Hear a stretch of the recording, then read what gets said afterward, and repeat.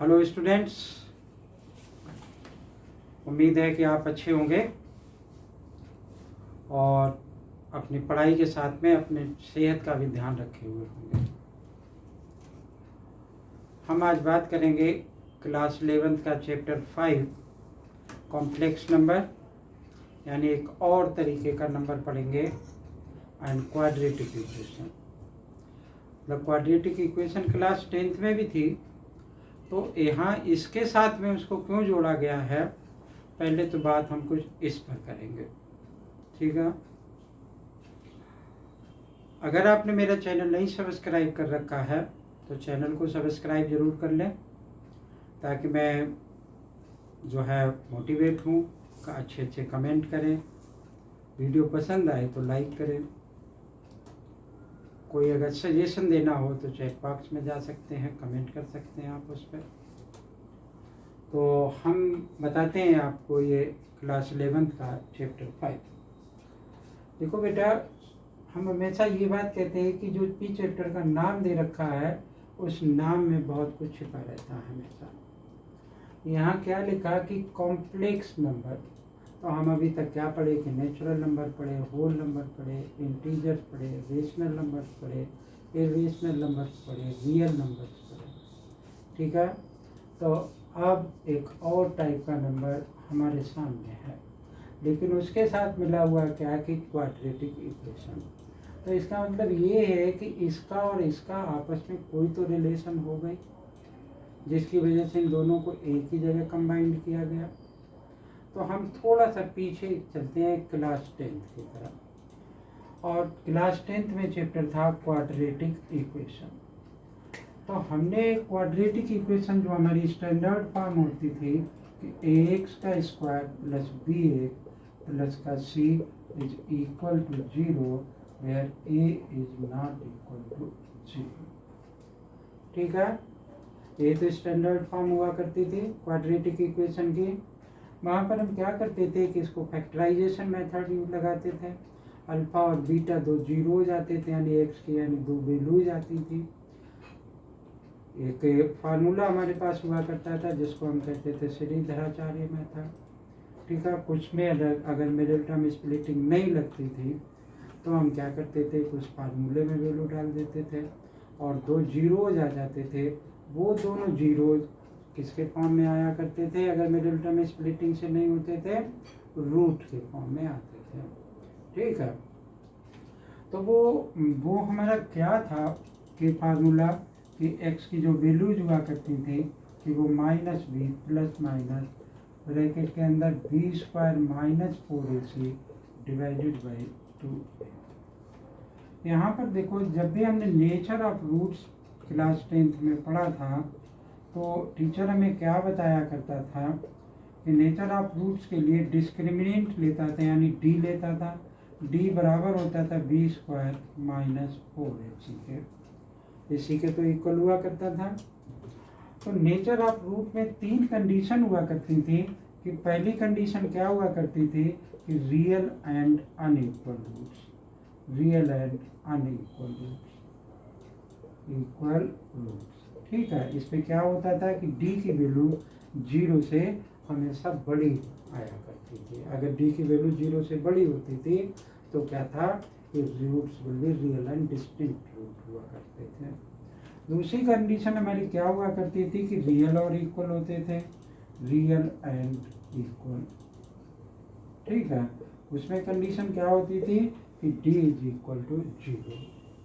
और तीसरी कंडीशन हमारी क्या थी कि D is less than 0, D is less than 0।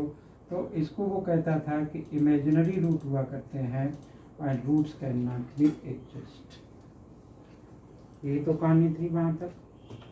तो दोनों की तो वैल्यू वो निकलवाया करता था, या फिर कहीं कहीं ऐसा लिखा होता था कि ओनली रियल, तो हम ये कंडीशन लगा लेते थे कि डी इज ग्रेटर देन और इक्वल टू 0। मतलब इन दोनों को मिला लेते थे क्योंकि दोनों जगह रियल है। तो अनइक्वल के लिए तो ऊपर वाला साइन, ग्रेटर वाला, और इक्वल के लिए नीचे वाला साइन। लेकिन जब भी बात इसकी हुआ करती थी तो वो छोड़ देता था और कहता था कि क्लास 11th में इस टॉपिक को, इस बात को पढ़ोगे जा करके। तो अब आप यहाँ पर देखो कि मैंने क्या कहा कि d इज लेस देन 0, यानी d की वैल्यू कैसी होनी चाहिए, निगेटिव होनी चाहिए। कैसी वैल्यू हो, d की निगेटिव वैल्यू हो। अब देखो अगर वो नेगेटिव वैल्यू रूट के अंदर, मान लो कि मैंने रूट के अंदर क्या आ गया, माइनस में d आ गया मेरा, d की वैल्यू सपोज कर लो कि -1 आ गई, -2 आ गई, -3 आ गई, कुछ वटेवर है, ठीक है। तो d की वैल्यू अगर -√3 आ गई तो ऐसा हम कभी भी नहीं पढ़े थे, ऐसा आपसे नहीं पढ़े। तो ये वाली वैल्यू इस कॉम्प्लेक्स नंबर के अंदर आया करती है, ठीक है। तो इसको हम क्या लिख सकते हैं, यानी ये जो कॉम्प्लेक्स नंबर के अंदर आती है तो इसको हम क्या कर सकते हैं, ठीक है ना। तो इसके लिए हमारे पास क्या होता है, एक साइन होता है जिसको हम पढ़ते हैं आयोटा। ये आई जैसे आई बना हुआ है, इसको हम क्या पढ़ेंगे, आयोटा पढ़ेंगे, यानी पूरे चैप्टर में आयोटा आयोटा आयोटा करते रहेंगे। ये आयोटा बराबर किसके होगा कि आयोटा इज इक्वल टू होगा -√1, या हम क्या कह सकते हैं कि iota square is equal to -1। तो अब देखो ये वाली वैल्यू मेरी किसके बराबर हो जाएगी कि माइनस, इसको मैं क्या लिख सकता हूँ, -1 इंटू √3। तो -1 को मैंने आयोटा लिख लिया और इसकी वैल्यू किसके इक्वल हो गई, आयोटा √3 के इक्वल हो गई। ध्यान से देखो इस बात को, वैसे मैं रिपीट करते ही रहूँगा, लगभग सभी क्वेश्चंस में आएगा। तो ये इमेजिनरी रूट निकालने का एक तरीका होगा। सपोज करो कि मैंने एक इक्वेशन लिख ली कि x² + 2 = 0, ऐसे एक इक्वेशन मेंशन कर रखी है। इस x² + 2 को अगर मैं सिंप्लीफाई करूँगा तो ये -2 आ गया, x क्या आ जाएगा, प्लस माइनस का √2। तो जैसे ये माइनस का √3 लिख रखा है, ऐसे इसकी वैल्यू क्या आ जाएगी कि माइनस आयोटा और √2, ठीक है। तो माइनस आयोटा √2, तो ये इमेजिनरी पार्ट हो गया, इसको हम क्या कहते हैं, इमेजिनरी नंबर कहते हैं। तो अब ये हमारा कॉम्प्लेक्स नंबर जो है उसको, उसमें ये आयोटा आएगा ही आएगा, मतलब iota is the part of the complex number. मतलब जो कॉम्प्लेक्स नंबर होगा वो दो तरीके के नंबर्स को मिल करके बनेगा, एक उसका रियल पार्ट होगा और दूसरा उसका क्या होगा, इमेजिनरी पार्ट होगा। तो हम अब उस पर बात करते हैं और उसके कंसेप्ट को सीखने की कोशिश करेंगे। सिंपल से कंसेप्ट होंगे लेकिन होंगे बहुत सारे, ठीक है। इस चैप्टर में और क्या क्या होगा, एक तो कॉम्प्लेक्स नंबर बताएंगे, उनके ऑपरेशंस बताएंगे, उनका अलजेब्रा बताएंगे, उनमें क्या क्या फार्मूला लगेगा वो बताएंगे। एक और चीज़ क्या होगी इसमें, एक होगा अर्गंड प्लेन, अर्गंड प्लेन, ठीक है। तो जैसे हमारा कार्टेशियन प्लेन हुआ करता था, वैसे ही एक अर्गंड प्लेन आएगा। यहाँ पे रियल, एक दोनों टाइप के नंबर बता रहा हूँ, एक तो रियल नंबर और दूसरा इमेजिनरी नंबर। तो एक्स एक्सिस को मैं तो रियल नंबर मान लूँगा और जो वाई एक्सिस होगी उसको मैं इमेजिनरी नंबर मान लूँगा, ठीक है। तो वो हम कैसे लिखेंगे, आगे की तरफ चलेंगे। इस अर्गंड प्लेन से हम निकालेंगे कि polar representation of the complex number, यानी polar form of the complex number, ठीक है। और फिर ये क्या होगा कि क्वाड्रेटिक इक्वेशन होगी। तो basically concept of the complex number होगा, कॉम्प्लेक्स नंबर क्या होगा वो बताएंगे, उसका अलजेब्रा आएगा, उस अलजेब्रा में बहुत सारे छोटे छोटे से कंसेप्ट्स आएंगे, उसके बाद अर्गंड प्लेन आएगा, फिर एक क्वाड्रेटिक इक्वेशन आएगी। उस क्वाड्रेटिक इक्वेशन में मोस्टली इक्वेशंस इसी तरीके की होंगी जिसमें d लेस देन 0, ठीक है ना। तो अब हम बात करते हैं कि what is the complex number. मुझे उम्मीद है कि ये बात आपको समझ में आई होगी। For the video and copy it.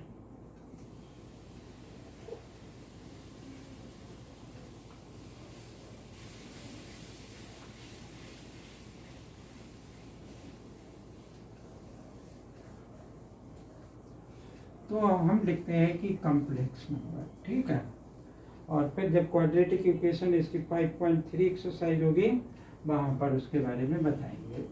तो हमने पहले जानना चाहा कि what is the complex number. तो मैंने एक बेटा नंबर लिखा कि a प्लस आयोटा b। ये आयोटा आया ना इसमें, मतलब एक इमेजिनरी पार्ट आ गया। तो कोई भी नंबर जो a प्लस आयोटा b के फॉर्म में हो उसको हम क्या कहते हैं, कॉम्प्लेक्स नंबर कहा करते हैं। फॉर एग्जाम्पल जैसे मैंने लिख लिया कि 2 प्लस 3 आयोटा या फिर आयोटा 3, ठीक है। तो आयोटा एज ए वेरिएबल जैसा लग रहा है इसलिए मैंने उसको पीछे की तरफ लिख दिया। वेरिएबल नहीं है बेटा, लेकिन लग रहा है कि एक क्या है कि अल्फा है, अल्फ़ाबेट है इंग्लिश का, इसलिए मैंने उसको पीछे को लिख लिया। आयोटा 3 लिख लेता तब भी कोई प्रॉब्लम नहीं थी। मैं लिख सकता हूँ इसको 2 - 3 आयोटा या फिर -2 और +3 आयोटा, ऐसा भी लिख सकता हूँ, या दोनों माइनस के लिख सकता हूँ या फिर दोनों प्लस के भी, जैसे कि यहाँ पर लिखा हुआ है। तो ये सारे क्या है, कॉम्प्लेक्स नंबर्स हैं, ठीक है। कॉम्प्लेक्स नंबर को हमेशा किससे डिनोट करोगे कि जेड से हम इसको डिनोट करते हैं। मतलब कहीं पर जेड को जैसे इंटीजर को जेड से डिनोट करते हैं तो वैसे कॉम्प्लेक्स नंबर भी भाई जेड से डिनोट किया जाता है, ठीक है।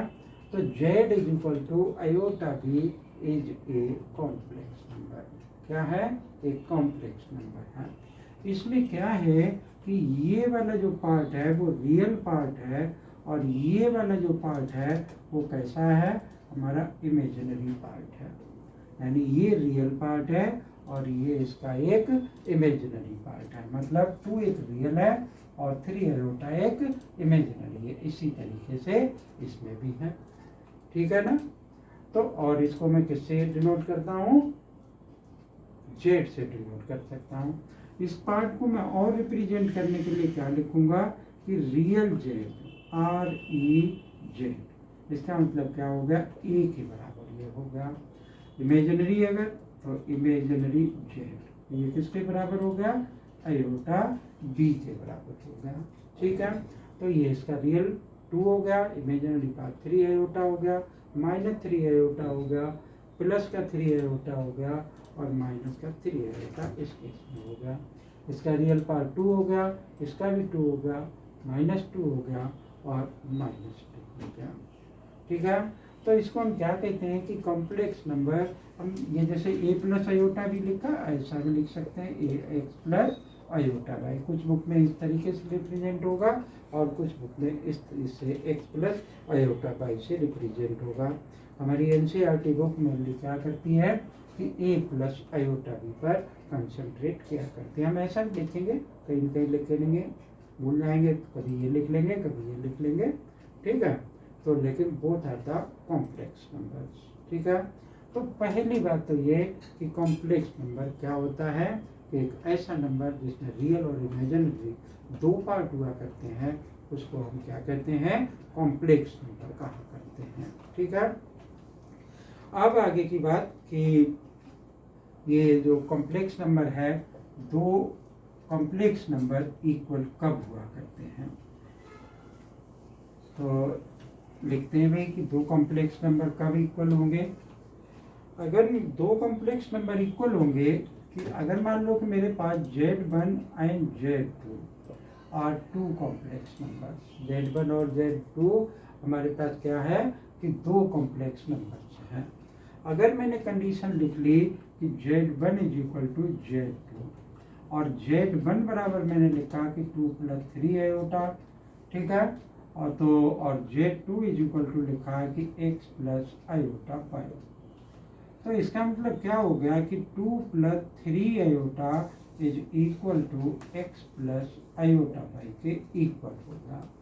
और रियल को रियल के साथ में कंपेयर कर देंगे और इमेजिनरी को इमेजिनरी के साथ में हम क्या करेंगे, कंपेयर कर देंगे। अच्छे से सुनो कि Z1 और Z2 हमारे पास 2 कॉम्प्लेक्स नंबर्स हैं।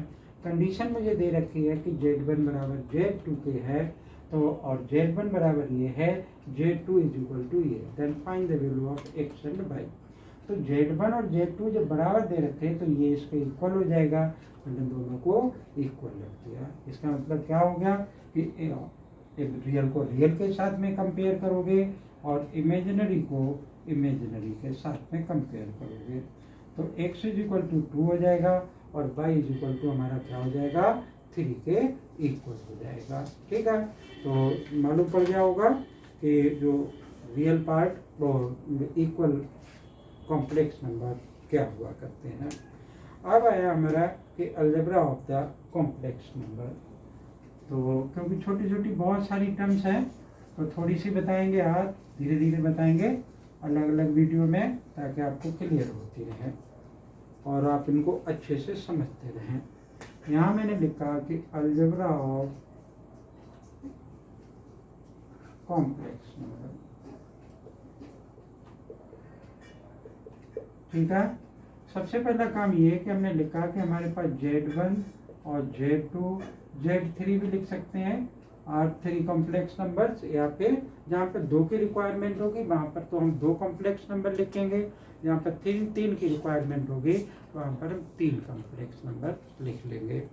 ठीक है, तो देखो यहाँ क्या है कि अलजेब्रा ऑफ द सबसे पहला है कि एडिशन ऑफ 2 कॉम्प्लेक्स नंबर। हमने लिख लिया भाई कि एडिशन 2 कॉम्प्लेक्स नंबर का कैसे होगा, एडिशन ऑफ 2 कॉम्प्लेक्स नंबर। ठीक है, ये x बना हुआ है। तो हमारे पास हमने माना कि Z1 और Z2 2 कॉम्प्लेक्स नंबर्स हैं हमारे पास। ठीक है, तो हम इनको कैसे ऐड करेंगे। देखो Z1 की वैल्यू मान लो कि हमने क्या लिख ली, यही लिख ली कि जो लिखते हैं कि 2 + 3 आयोटा, और Z2 की वैल्यू मैंने लिख ली, क्या लिख लो कि 4 - 3 4 आयोटा 5 आयोटा लिख लो। ठीक है, इस तरीके से इसको हमने लिख लिया। तो अगर मैं इसको प्लस करता हूँ तो Z1 + Z2 बराबर किसके होगा कि इसको प्लस इसको कर दूंगा, तो ये मेरा क्या आ गया 2 + 3 आयोटा और +4 - 5 आयोटा। इस तरीके से लिख लिया। तो आप हमेशा क्या करेंगे, रियल को रियल के साथ में ऐड करेंगे और इमेजिनरी को इमेजिनरी के साथ में ऐड करेंगे।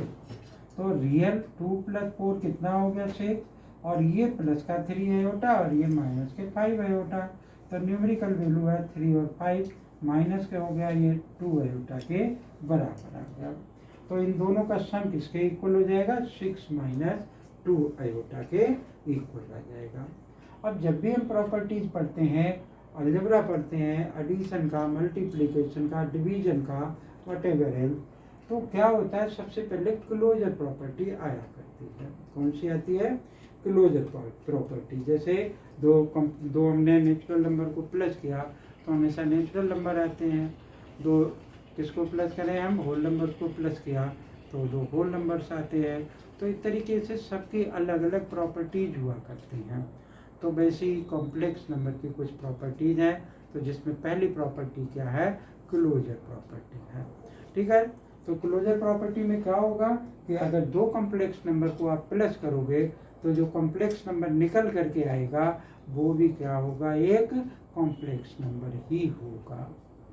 ठीक है, फिर से सुन लो कि अगर 2 कॉम्प्लेक्स नंबर को आप प्लस करोगे तो क्या होगा कि जो कॉम्प्लेक्स नंबर निकल करके आएगा वो भी एक क्या, जो नंबर निकल करके आएगा वो भी एक कॉम्प्लेक्स नंबर होगा। अब आप हमसे कह सकते हैं कि सर ये 2 + 3 आयोटा मैंने लिख लिया यहाँ पे, और दूसरा कॉम्प्लेक्स नंबर मैंने लिख लिया 2 - 3 आयोटा लिख लिया। अब आप इन दोनों को सम करो, तो मैं इन दोनों को सम करूँगा, यहाँ तो 0 आ जाएगा, तो 0 आ गया तो मैंने 0 लगा लिया, प्लस या माइनस लगा लिया और 0 आयोटा लगा दिया। Then that number can be easily converted into the form of a complex number in which the imaginary part is equal to 0 के इक्वल हो जाएगा। ठीक है, तो क्लोजर प्रॉपर्टी क्या होती है कि हम 2 कॉम्प्लेक्स नंबर को प्लस करेंगे तो जो नंबर निकल करके आएगा वो भी एक कॉम्प्लेक्स नंबर होगा। फिर इसके बाद क्या होता है कि हमने लिख लिया कि कॉम्यूटेटिव लॉ। मतलब कॉम्यूटेटिव लॉ क्या हुआ करता है कि कॉम्यूटेटिव लॉ पहले भी करते रहे नेचुरल, होल नंबर, इंटीजर वगैरह के लिए। तो कॉम्यूटेटिव हमारे पास 2 ये कॉम्प्लेक्स नंबर्स हैं, तो commutative law Z1 plus Z2 या फिर हम Z2 प्लस Z1 कर दें तो कोई प्रॉब्लम नहीं। इसको क्या कहते हैं, कॉम्यूटेटिव लॉ ही तो कहते रहे हैं बहुत समय से, ये कॉम्यूटेटिव लॉ होता है। तो यानी कॉम्यूटेटिव प्रॉपर्टी कॉम्प्लेक्स नंबर्स क्या करते हैं, होल्ड किया करते हैं, यानी प्रॉपर्टी ये वेरीफाइड है, ये कॉम्यूटेटिव हुआ करते हैं दो कॉम्प्लेक्स नंबर। ठीक है, एडिशन की बात कर रहे हैं हम, किस पे आ गए, एसोसिएटिव पे आ गए। अगर हमारे पास मान लो Z1 plus Z2 plus Z3, मैंने इस तरीके से इनको लिख लिया, एक कॉम्यूटेटिव हो गया, दूसरा एसोसिएटिव हो गया, Z1 प्लस Z2 इस तरीके से ब्रैकेट लगा लिया। तो मैं ये ऐसा भी लिख सकता हूँ कि Z1 प्लस Z2 और फिर ब्रैकेट में बाहर Z3 लिख लिया। तो ये एसोसिएटिव प्रॉपर्टी भी क्या करता है, होल्ड किया करता है, मतलब इसमें एसोसिएटिव प्रॉपर्टी भी लग सकती है। तो इसको हम क्या कहते हैं, एसोसिएटिव लॉ कहते हैं। फिर क्या है, existence of the additive identity, ये एक इसकी थर्ड प्रॉपर्टी है। तो ये क्या होती है वो जान लेते हैं कि pause the video and copy it.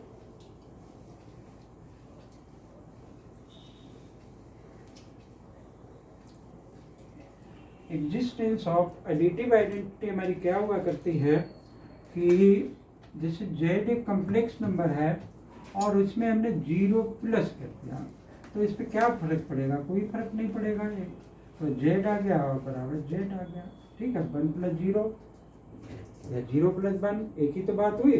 तो इस प्रॉपर्टी को हम क्या कहते हैं कि एग्जिस्टेंस ऑफ एडिटिव आइडेंटिटी। उसके बाद है existence of additive inverse. Additive inverse क्या होता है कि Z जैसे एक पॉजिटिव में कॉम्प्लेक्स नंबर दे रखा है, एक दूसरा नंबर है जो इसमें मैं इतना प्लस करूँ इसमें कि वो 0 के इक्वल आ जाए, तो नेगेटिव कॉम्प्लेक्स नंबर प्लस कर दूंगा इसका। तो नेगेटिव कॉम्प्लेक्स नंबर प्लस करोगे तो ये किसके बराबर आ जाएगा, 0 के बराबर आ जाएगा। या मैं क्या इसको लिख सकता हूँ, -z प्लस 0 लिख सकता हूँ, वो प्लस z लिख सकता हूँ। तो इस प्रॉपर्टी को हम क्या कहते हैं कि एग्जिस्टेंस ऑफ एडिटिव आइडेंटिटी। ठीक है, उसका नेगेटिव उसमें प्लस कर देंगे तो वो ये बन जाएगा। तो difference of the two complex numbers, तो difference of the two complex numbers भी ऑलमोस्ट एडिशन की तरह ही होता है। उससे आगे आते हैं हम multiplication of two complex numbers. तो बताते हैं भाई कि multiplication of two complex numbers कैसे होता है और उनकी प्रॉपर्टीज क्या हुआ करती हैं। तो यहाँ हमने लिखा कि मल्टीप्लिकेशन, चलो लिख लिया, multiplication of two complex numbers. ठीक है, हमारे पास क्या है कि एक Z1 और एक Z2 दो कॉम्प्लेक्स नंबर्स हैं। ये दो कॉम्प्लेक्स नंबर हमें दे रखे हैं जिनको हमने मल्टीप्लाई करना है। तो मैं इनकी एक स्टैंडर्ड फॉर्म ले लेता हूँ और फिर एक एग्जांपल के साथ में आपको मल्टीप्लाई करके दिखाता हूँ। तो मेरे Z1 बराबर मैंने मान लिया कि a प्लस आयोटा भी मान लिया और Z2 इज इक्वल टू मैंने मान लिया x प्लस आयोटा y के बराबर मान लिया। इन दोनों को मुझे मल्टीप्लाई करना है, ये डॉट लगा दिया तो मल्टीप्लाई होगा। तो ये आ गया a प्लस आयोटा b और x प्लस आयोटा y, इस तरीके से लिख सकता हूँ मैं इसको। तो जैसे हमारा अलजेब्रा का मल्टीप्लिकेशन होता है सिंपली हम उसी तरीके से इसको मल्टीप्लाई कर देंगे। तो a को x के साथ पे मल्टीप्लाई किया तो ax हुआ, a को इसके साथ मल्टीप्लाई किया तो आयोटा ay हुआ, इसको इसके साथ मल्टीप्लाई किया तो क्या हो गया, आयोटा bx हो गया, इसको इसके साथ मल्टीप्लाई किया तो क्या आ गया बेटा कि आयोटा का स्क्वायर हो गया और क्या बन गया मेरा कि b आ गया और y आ गया। देख लो ध्यान से, यही होगा। अब इसमें ये तो ये आ गया एक, थोड़ा सिंप्लीफाई कर लेते हैं, इसमें आयोटा है इसमें आयोटा है, तो मैं क्या लिख सकता हूँ a/, प्लस b1 और आयोटा बाहर आ सकता है। इसमें क्या हुआ, iota square is equal to किसके बराबर होता है, माइनस बन के, तो ये किसके बराबर हो गया, -by के बराबर हो गया। ठीक है ना। तो अब आप देखेंगे कि ये दोनों तो कैसे हो गए, रियल पार्ट हो गए और ये कैसा पार्ट हो गया, एक इमेजिनरी पार्ट हो गया। ठीक है। तो रियल पार्ट को हम हमेशा एक साथ लिखते हैं, ए एक्स माइनस बी वाई और प्लस में ए वाई प्लस बी एक्स और साथ में आयोटा। तो ये इसका रियल पार्ट हो गया और ये इनका क्या हो गया, इमेजिनरी पार्ट हो गया। तो इनकी जगह कुछ न्यूमेरिक वैल्यू ले लेते हैं। अगर न्यूमेरिक वैल्यू लेंगे तो भी वो इसी तरीके से आएगा। अब यहाँ एक बात देखने की है, यहाँ सारे साइन प्लस के हैं फिर भी मेरा यहाँ पर माइनस का आ गया। क्यों आ गया? क्योंकि आपको बहुत अच्छे से ध्यान रखना है कि whenever iota square is come in the position, then the value of iota square we have to write is equal to -1 के इक्वल होगी। ठीक है। तो ये तो multiplication of two complex number ऐसे हुआ करता है। इसकी मल्टीप्लीकेशन की प्रॉपर्टीज क्या होंगी? Properties of the multiplication of two complex number. तो प्रॉपर्टी पहली बात तो ये कि Z1 को Z2 के साथ में, यानी हमारे पास दो कॉम्प्लेक्स नंबर्स हैं, अगर उनको आप आपस में मल्टीप्लाई करोगे तो क्या होगा कि जो नंबर निकल करके आएगा वो भी किस टाइप का नंबर होगा? एक कॉम्प्लेक्स नंबर ही होगा। ठीक है, अच्छे से ध्यान दो कि अगर दो कॉम्प्लेक्स नंबर का मल्टीप्लिकेशन करोगे तो जो कॉम्प्लेक्स नंबर निकल करके आएगा वो भी क्या होगा? एक कॉम्प्लेक्स नंबर ही होगा। ठीक है। अच्छा, दूसरी बात क्या है कि जैसे मैंने Z1 को और Z2 को मल्टीप्लाई किया तो वही वैल्यू आएगी बेटा जो Z2 को Z1 से मल्टीप्लाई करने पर आएगी। ठीक है ना। तो ये क्या हो गया कि कॉम्यूटेटिव प्रॉपर्टी यहाँ पर भी होल्ड करता है। उसके बाद क्या था मेरा? एसोसिएटिव था।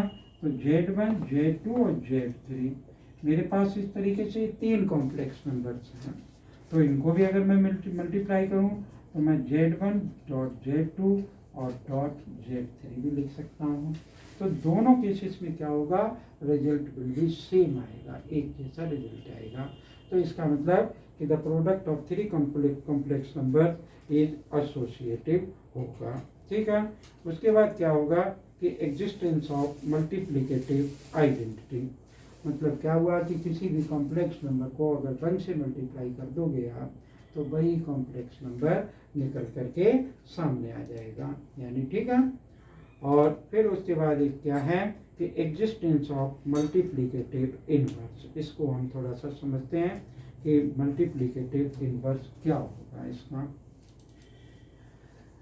तो लिखते हैं कि वे multiplication of existence of additive inverse. हमारे पास मान लिया कि एक एडिटिव इनवर्स है क्या? एडिटिव नहीं, मल्टीप्लिकेटिव इनवर्स होगा। एडिटिव इनवर्स में ऐड होता है। तो मल्टीप्लिकेटिव इनवर्स में क्या होता है कि मान लो कि हमने एक कॉम्प्लेक्स नंबर Z हमें दे रखा है। ठीक है। इसका मल्टीप्लिकेटिव इनवर्स हमेशा क्या हो सकता है कि 1/z, मतलब इसका रेसिप्रोकल। या मैं इसको क्या लिख सकता हूँ कि z के पावर -1 यानी z का इनवर्स। अगर इन दोनों को मल्टीप्लाई करोगे तो किसके बराबर आएगा? 1 के बराबर आएगा। ठीक है। लेकिन जब भी आप इसको फाइंड आउट करोगे, यानी मल्टीप्लिकेटिव इनवर्स फाइंड आउट करोगे, तो उसकी वो आपको किस तरीके से निकालना पड़ेगा कि मान लो कि z इक्वल टू मुझे दे रखा है कि a प्लस आयोटा b। तो इस कॉम्प्लेक्स नंबर का मल्टीप्लिकेटिव इनवर्स जो होगा वो हमारा किसके इक्वल होगा? a divided by a square plus b square, plus का साइन यहाँ आ गया, minus iota b divided by a square plus का b स्क्वायर के इक्वल होगा। ठीक है। अब a square plus b square मतलब जो a square plus b square. ठीक है। इस फार्मूले में वैल्यू डालेंगे। अगर क्वेश्चन में कहीं पूछ रहा है कि write the existence of the और the multiplicative inverse of the given complex number, तो आप इस तरीके से उसको निकालेंगे। ठीक है। फिर है एक डिस्ट्रीब्यूटिव प्रॉपर्टी। तो डिस्ट्रीब्यूटिव प्रॉपर्टी हमारे पास सॉरी कि तीन कॉम्प्लेक्स नंबर्स हैं, एक तो Z1, एक Z2 और एक Z3। तो एक तो मल्टीप्लीकेबल वो डिस्ट्रीब्यूशन ओवर एडिशन होता है। तो मैंने Z1 ये लिख लिया और Z2 प्लस Z3 यहाँ पर लिख लिया। ठीक है। तो इसको मैंने मल्टीप्लाई कर दिया तो क्या आ गया? Z1 Z2 प्लस Z1 और Z3 के ये इक्वल हो गया। दूसरा कि इसको हम और कैसे लिख सकते हैं कि Z1 प्लस Z2 और इस साइड में Z3 लिख दिया, तो ये इस साइड से भी इस तरीके से मल्टीप्लिकेशन हो सकता है, Z3 प्लस Z2 और Z3। ठीक है, इसको हम क्या कहते हैं कि डिस्ट्रीब्यूशन ओवर एडिशन। ठीक है, आगे देखते हैं कि division of two complex number. बेटा अगर हमें दो कॉम्प्लेक्स नंबर्स दे रखे हैं तो उनका डिवीजन ऐसे नहीं लगेगा कि एक कॉम्प्लेक्स नंबर लिखा और उसके डिवीजन में दूसरा कॉम्प्लेक्स नंबर लिखा और रियल को रियल से डिवाइड कर दिया और कॉम्प्लेक्स को कॉम्प्लेक्स के साथ में डिवाइड कर दिया। ऐसा नहीं कर पाएंगे, कंडीशन के अकॉर्डिंग होगा। जैसे 1 डिवाइडेड बाई, मान लो कि मुझे ऐसा दे रखा कि 1 divided by a plus iota b। ठीक है, तो हम क्या करेंगे कि इसको रेशनलाइज कर देंगे, a प्लस इसको रेशनलाइज करेंगे तो क्या होगा, ये साइन चेंज हो जाएगा। ये साइन चेंज हो जाएगा, उस नंबर से मैं न्यूमरेटर और डिनोमिनेटर में क्या करेंगे कि मल्टीप्लाई कर देंगे, वो उसका क्या हो जाएगा, डिवीजन के फॉर्म में आ जाएगा। ठीक है, यहाँ पे हम दूसरा काम क्या कर सकते हैं कि जो भी मुझे डिवीजन में दे रखा है उसके मल्टीप्लिकेटिव इनवर्स यानी इस फार्मूले में वैल्यू डाल दें डिनोमिनेटर वाले की, और फिर जो रिजल्ट आए उसको न्यूमरेटर से हम क्या कर दें, मल्टीप्लाई कर दें, तो वो इसका क्या निकल आएगा, मल्टीप्लिकेटिव इनवर्स निकल आएगा। ठीक है, इसके बाद क्या आएगा, पावर्स ऑफ द आयोटा, जिसको कि मैं अपनी नेक्स्ट वीडियो में आपको, क्योंकि कंसेप्ट इसमें बहुत सारे हैं, बहुत देर तक चलेगा टॉपिक, तो मैं आपको नेक्स्ट वीडियो में ये बात एक्सप्लेन करूंगा कि पावर्स ऑफ द आयोटा क्या होता है, मॉडुलस ऑफ द आयोटा क्या होता है, कॉन्जुगेट ऑफ द आयोटा क्या होता है, और तब ये एक एक्सरसाइज आएगी। उसके पहले और भी बहुत सारे फार्मूले आएंगे। ठीक है ना, तो अगर कंसेप्ट समझ में आया हो तो वीडियो को लाइक करें, चैनल को सब्सक्राइब करें, कमेंट करें, अपने यार दोस्तों को शेयर करें। थैंक यू, जय हिंद।